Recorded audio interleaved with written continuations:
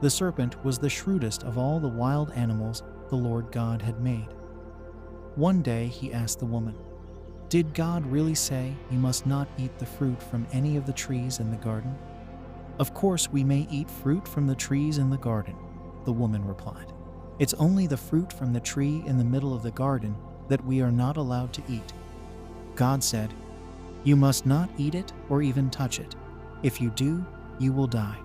"You won't die," the serpent replied to the woman. "God knows that your eyes will be opened as soon as you eat it, and you will be like God, knowing both good and evil." The woman was convinced. She saw that the tree was beautiful and its fruit looked delicious, and she wanted the wisdom it would give her. So she took some of the fruit and ate it. Then she gave some to her husband, who was with her, and he ate it too. At that moment their eyes were opened, and they suddenly felt shame at their nakedness. So they sewed fig leaves together to cover themselves.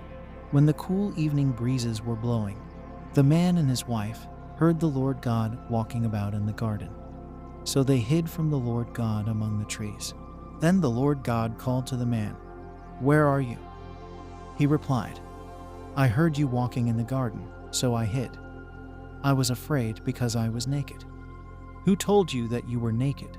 the Lord God asked. "Have you eaten from the tree whose fruit I commanded you not to eat?" The man replied, "It was the woman you gave me who gave me the fruit, and I ate it." Then the Lord God asked the woman, "What have you done?" "The serpent deceived me," she replied. "That's why I ate it." Then the Lord God said to the serpent, "Because you have done this, you are cursed.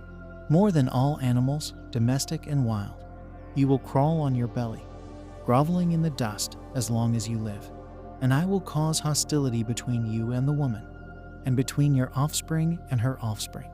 He will strike your head, and you will strike his heel." Then he said to the woman, "I will sharpen the pain of your pregnancy, and in pain you will give birth, and you will desire to control your husband, but he will rule over you." And to the man he said, "Since you listened to your wife and ate from the tree, whose fruit I commanded you not to eat, the ground is cursed because of you. All your life you will struggle to scratch a living from it. It will grow thorns and thistles for you, though you will eat of its grains. By the sweat of your brow will you have food to eat, until you return to the ground, from which you were made. For you were made from dust, and to dust you will return." Paradise Lost, God's judgment.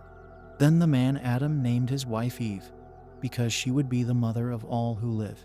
And the Lord God made clothing from animal skins for Adam and his wife. Then the Lord God said, "Look, the human beings have become like us, knowing both good and evil. What if they reach out, take fruit from the tree of life, and eat it? Then they will live forever." So the Lord God banished them from the Garden of Eden, and he sent Adam out to cultivate the ground from which he had been made.